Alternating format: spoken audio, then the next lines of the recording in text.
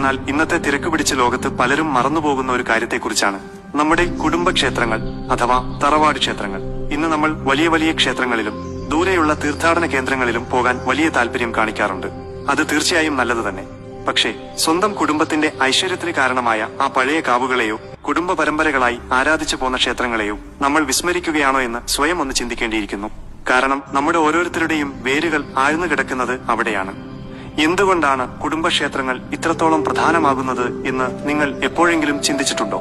നമ്മുടെ പൂർവികർ തലമുറകളായി പ്രാർത്ഥിച്ചു ചൈതന്യം നിലനിർത്തിയ ശക്തിയാണത്.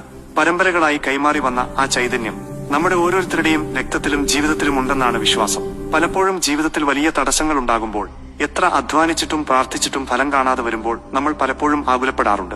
അങ്ങനെയുള്ള സമയങ്ങളിൽ നമ്മുടെ കുലദൈവത്തിന്റെ പ്രീതിയുണ്ടോ എന്ന് പരിശോധിക്കുന്നത് നന്നായിരിക്കും.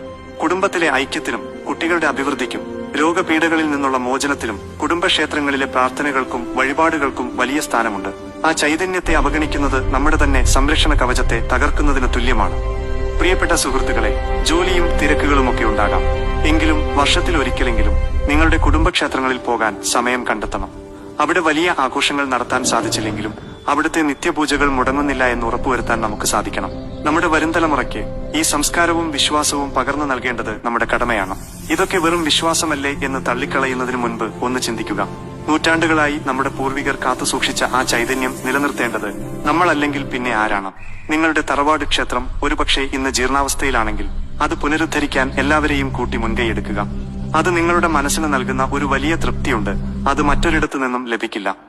ഈ വീഡിയോ നിങ്ങൾക്ക് ഒരു ചെറിയ ഓർമ്മപ്പെടുത്തലാകുമെന്ന് ഞാൻ